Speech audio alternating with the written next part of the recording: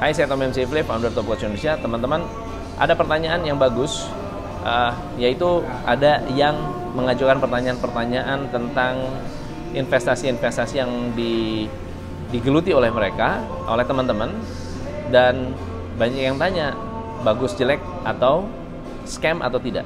Seperti contohnya GCG, scam atau enggak, Mia Fintech, scam atau enggak, Eco Racing, scam atau enggak, For Life, scam atau enggak. Jadi saya nggak bisa bahas satu demi satu, tapi saya ingin memberikan satu pengalaman saya dan bagaimana cara saya mendeteksi. Jadi saya akan bercerita, tugas Anda adalah mencerna dan Anda melihat apakah bisnis ini akan scam suatu hari atau tidak. Pada suatu hari saya diajak bertemu oleh salah satu teman lama. Seperti biasa teman lama nggak ketemu, kalau udah ketemu lalu kemudian nggak sari-sarinya gitu ya. Jarang banget nih orang kontak-kontak kita. Tapi lalu kemudian kita ketemuan, ngobrol-ngobrol, lalu kemudian mulailah dia tanya, Tom sekarang lu ngapain? Oh saya ada beberapa bisnis, sama saya sekarang lebih banyak fokus ke bisnis coaching. Terus saya tanya, lu ngapain? Oh gue bisnis forex. Wah forex. Saya bilang saya sih nggak gitu banyak cocok dengan forex karena mungkin nggak jodoh kali ya. Lalu dia tanya, lu tahu nggak tentang ini? Nah saya nggak akan sebut namanya. Dia bilang, oh gimana tuh? Nah, jadi ini adalah sebuah bisnis yang menggunakan trading emas, dan ada satu orang di Australia yang punya kemampuan untuk trading emas puluhan tahun nggak pernah kalah. Oke, selalu menang. Dan keuntungan mereka bisa satu minggu bisa 24%, 20%, paling jelek itu 8%. Satu minggu. Nah, karena orang ini saking jagonya gitu, kita dibukain kesempatan untuk ngopi tradingnya mereka. Jadi kita copy trading mereka. Jadi saat mereka lagi trading, lalu kita copy. Memang ada sih copy trading di luar sana. Terus saya tanya, caranya gimana? Caranya adalah membeli platform atau mendownload platform. Setelah itu kita bayar $1.000, nanti dimainkan oleh mereka. Dimainkan oleh mereka tuh gimana maksudnya? Ya kalian harus naruh duit, hanya KTP doang. Habis itu uangnya distorkan. Kemana? Ke satu badan lagi. Nah satu badan lagi yang kemudian badan ini mengumpulkan duit untuk ditradingkan oleh orang ini. Lalu saya tanya, namanya siapa? Ya namanya si Anu. Tapi itu bukan nama asli. Loh, kenapa bukan nama asli? Karena takut ngetop, takut terkenal. Saya bilang kalau ada orang yang bisa trading dengan keuntungan 24% satu minggu, itu harusnya udah masuk majalah Forbes. Tapi ini orang hebat berarti ya canggih banget, keren banget. Oke, jadi nomor satu namanya dirahasiakan, meskipun ada nama orangnya. Yang kedua, boleh nggak kita lihat tradingnya? Boleh. Tapi waktu-waktu tertentu dan untuk level tertentu, tidak bisa untuk semua orang. Level-level receh nggak bakal dikasih lihat, tapi untuk level tinggi dapat. Oke, sip, so far so good. Terus gimana cara gabungnya? Ya lu bisa bergabung dan lu bisa ajak orang. Artinya apa? Ngajak orang lain untuk invest.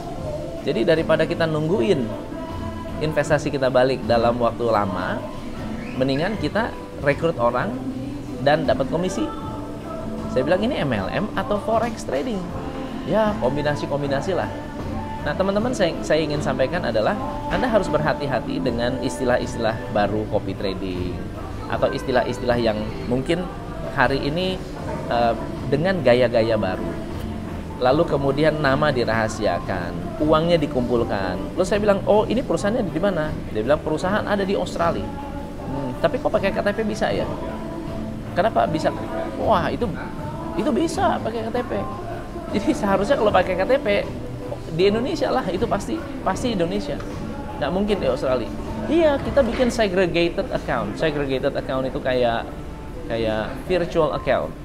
Virtual account di mana nama kita akan masuk di situ dan transaksi kita akan bisa dideteksi lewat platform. Oke.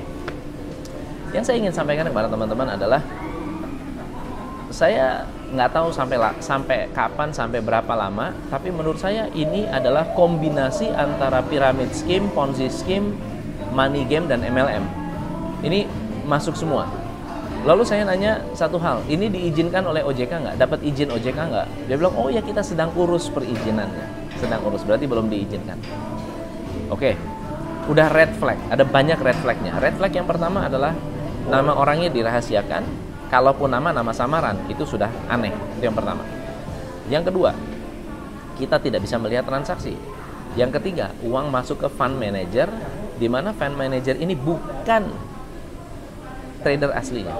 Jadi kalau saya invest di Warren Buffett yang punya Berkshire, ya Hathaway, dia punya company-nya, kita bisa invest di situ, gitu ya. Tetapi ini enggak, Warren Buffett-nya dengan company yang lainnya nggak jelas. Ini siapa punya sih? Nggak ada yang tahu. Yang pasti adalah kita percaya aja sama teman saya. Lu percaya aja sama gua, gitu ya. Lalu saya bilang, kayaknya ini money game, bro. Dia bilang, kalau lu bisa membuktikan ini money game, gua ganti 2 kali lipat duit lu. Saya bilang, itu lebih red flag lagi. Itu lebih red flag lagi. Apa artinya?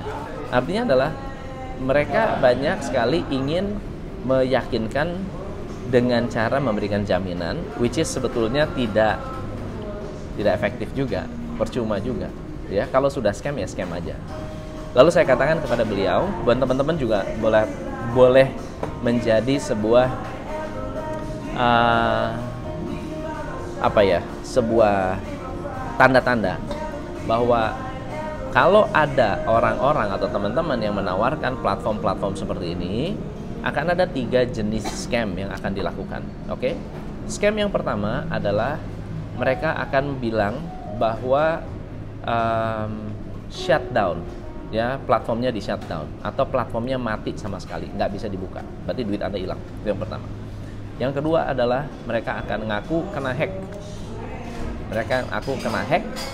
Dan yang ketiga adalah ya mereka abandon, meninggalkan tanpa ada kabar sama sekali. Ya, lama-lama duitnya hilang, ya udah hilang, gitu ya. Buat Anda yang ngikutan, jadi harus berhati-hati. Nah, kalau teman-teman ada yang mengalami hal seperti ini, tolong komen di bawah namanya apa, supaya teman-teman yang lain bisa ikut mempelajari dan berhati-hati dengan scam jenis-jenis seperti ini. Saya nggak mau sebut nama-namanya karena saya merasa nggak enak juga, gitu ya. Tapi tanda-tandanya, ciri-cirinya Anda harus perhatikan. Mereka mengaku fintech company. Mereka pasti mengakunya fintech company, which is susah untuk dideteksi karena semua technology based. So thank you so much. Semoga bermanfaat. Kasih komen di bawah kalau Anda menemukan kasus-kasus yang sama seperti apa yang saya sharing. Saya Tom MC Play. Salam menjalan.